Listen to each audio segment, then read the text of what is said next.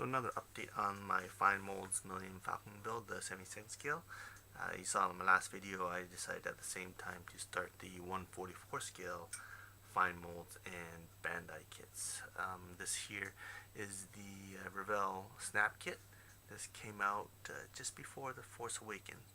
It actually represents the A New Hope Falcon. You can tell at the bottom because there it doesn't have the two extra landing gear sections sort of thing. So it's pre-painted snap kit.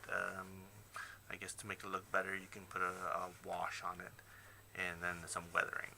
The problem with the kit is the high sidewalls, which makes it out of scale, look out of scale, and a bit toy-like. Plastic makes it look a bit toy-like sort of thing. In comparison, this is the fine molds kit. I believe it's supposed to be, I'm not sure if there was a scale for this one, whether it said it was 72nd scale. This one says it is 72nd scale, the fine molds. You can see the size difference. Detail difference, of course, is quite a bit different. There is quite a bit more in there. The sidewall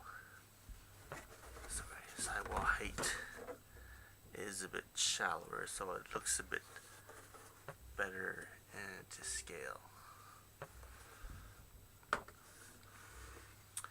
Let's open this off the side, and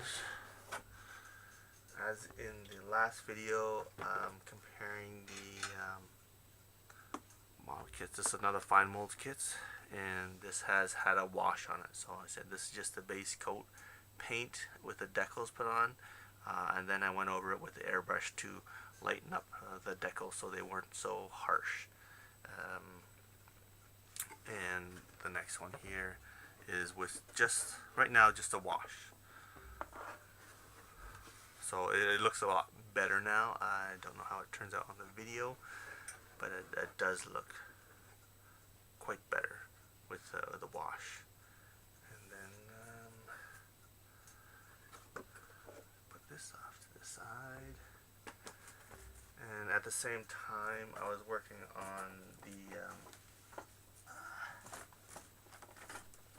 Revell kit that came out years ago.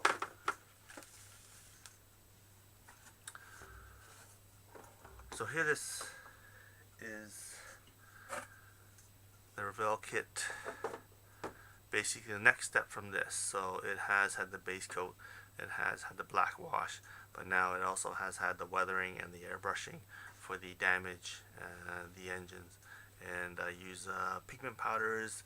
I use actually some makeup powders on it, sort of thing, for the various colors. And actually it does actually look very good. I'm actually impressed with the results, with what a paint job can do to the finished model. So that's that model there.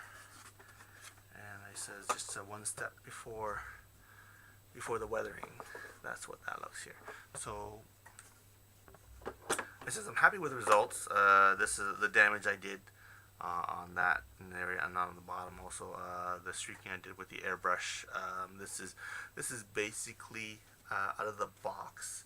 The only major difference, which I think helps with the final results, is the sidewalls I basically cut down in half.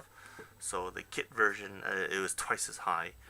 I cut it down in half. I didn't really worry about accuracy in that area, because it's supposed to be a quick build to test the washes and the weathering for the fine molds kit. And I says the results, I'm actually quite happy with that. And I said the next step would be to apply weathering and washes to the fine molds kit.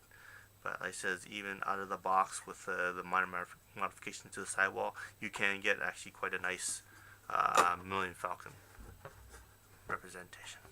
So most people would not notice the difference in the detail areas between the two, but of course a serious fan would. But anyway, just a quick update to show that yes, you can get nice results with the paint job and weathering. And we'll see the next one will have hopefully the fine molds kit finished with the weathering and the washes.